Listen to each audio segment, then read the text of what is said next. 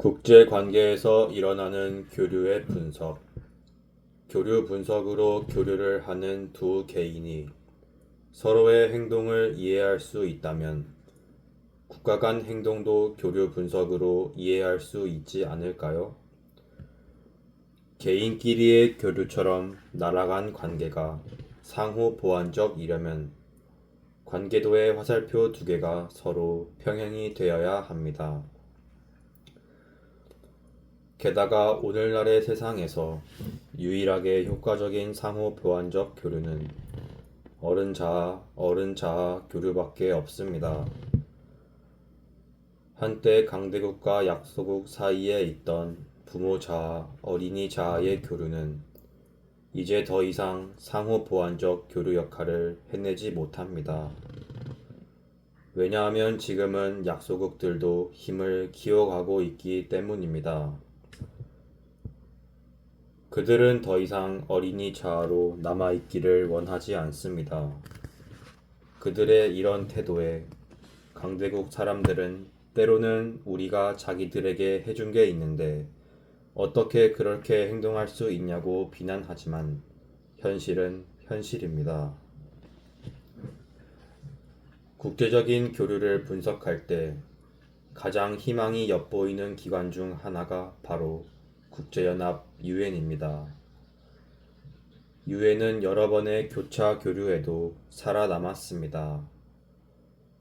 상임 이사국의 대표가 연단을 쾅쾅 내리치면 대화가 중단됩니다. 저들이 우리를 다 위험에 빠뜨릴 겁니다라는 말을 들으면 우리의 어린이 자아가 반응하기 시작합니다. 하지만 그렇다고 우리의 어린이 자아로 대응할 필요는 없습니다. 또한 힘을 과시하는 부모 자아로 반응할 필요도 없습니다. 그리고 바로 여기에 변화의 가능성이 있습니다. 아이에게 아무리 여러 번 너를 사랑한다라고 말했더라도 단 한 번의 네가 미워가 아이로서는 평생 부모의 사랑을 부인하는 결정적인 단초가 될 수 있습니다. 만약 이 아이가 왜 네가 미워라고 부모가 말했는지 이해한다면 그 아이는 이 단 한 번의 선언을 최종 진실로 받아들여 평생 부모의 사랑을 부인하며 살아가지 않아도 됩니다. 니키다 후르시초프의 당신들을 매장시킬 거요 라는 말 역시 같은 관점에서 받아들일 수 있습니다. 그가 내뱉은 이 험악한 말이 소련과 국제사회 어느 쪽에도 도움이 안 되는 것은 분명합니다. 하지만 그 속에 박힌 가시를 제거하면 그가 부모 자아와 어른 자아, 어린이 자아를 가진 한 인간일 뿐임을 이해할 수 있습니다. 그리고 그 부모 자아, 어른 자아, 어린이 자아에 입력돼 있는 데이터가 다른 사람들, 특히 미국의 정치가들과는 상당히 다른 것일 뿐임을 이해할 수 있습니다. 흐르시초프가 정치의 신이 아니라는 것은 그의 정치 생명이 끝났다는 사실로 충분히 입증되었습니다. 마찬가지로 미국의 지도자들을 포함해 세계 지도자들이 비논리적인 말과 행동을 폭로하는데 굳이 많은 역사적인 조사가 필요한 것은 아니지만 그렇다고 상대국 지도자들의 적대적이고 호전적인 말과 행동에 겁먹은 어린이 자아로 반응하면서 싸울 채비를 갖출 필요는 없습니다. 대신 우리는 어른 자아로 진실을 탐구할 수 있어야 합니다.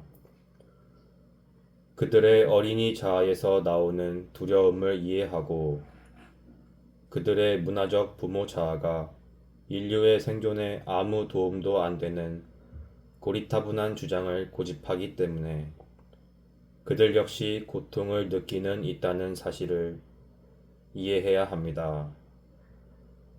또한 우리는 한 발 떨어진 상태에서 미국의 문화적 부모 자아를 바라보아야 합니다.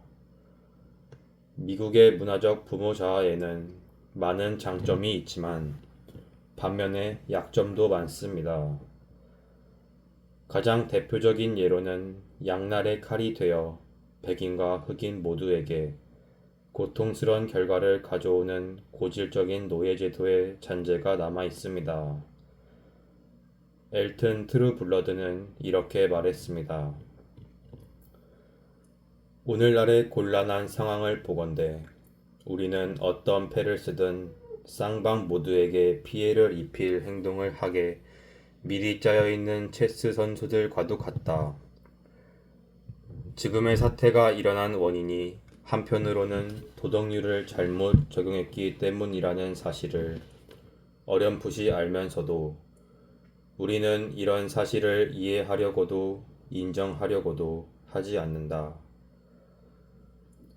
지금의 사건들만을 놓고 본다면 아시아계 사람들의 분노가 비합리적이고 부당한 것처럼 보일지도 모른다. 하지만 정확히 말해서 우리는 우리가 과거에 저질렀던 행동에 대한 때늦은 대가를 치르고 있을 뿐이다. 지난 과거 동안 모든 인간이 존엄한 존재라는 사실을 무시하면서 아시아 남성을 새끼라고 불렀던 백인들 모두가 그들의 격렬한 증오심을 키우는데 일조한 셈이다. 마침내 이 분노가 폭발해서 그들이 상당히 비이성적인 행동을 보이고 있는 지금, 우리는 우리의 숭고한 원칙을 지키려면 아주 많은 희생을 감수해야 할 것이다. 또 다른 방식으로 이러한 도덕률을 설명할 수 있는데, 한쪽의 행동 때문에 상대방의 어린이 자아가 오랫동안 굴욕감을 느낀다면 그가 괴물로 변할 수도 있습니다. 미국 내에서 오랜 세월 동안 굴욕감을 느껴왔던 많은 사람들이 무시무시한 괴물로 돌변한 것은 전혀 놀랄 일이 아닙니다. 로스앤젤레스의 와츠 폭동이 일어난 이후 폭동의 원인을 놓고 해석이 분분하자 한 흑인 여성이 이렇게 말했습니다. 폭동의 이유를 묻는 것 자체가 그 사람들이 아무것도 모른다는 뜻이 됩니다. 두려움에 가득 찬 사람의 권위적인 부모 자아가 어린 자아를 완전히 밀어내지 않는다면 우리 모두 그 이유를 이해할 수 있을 것이라고 나는 생각합니다. 무엇을 해야 하는가는 별개의 문제입니다. 우리는 우선 인간 행동에 공통으로 적용할 공용어를 선택해야 합니다. 그리고 나는 교류 분석에서 이런 공용 어휘를 찾을 수 있다고 생각합니다.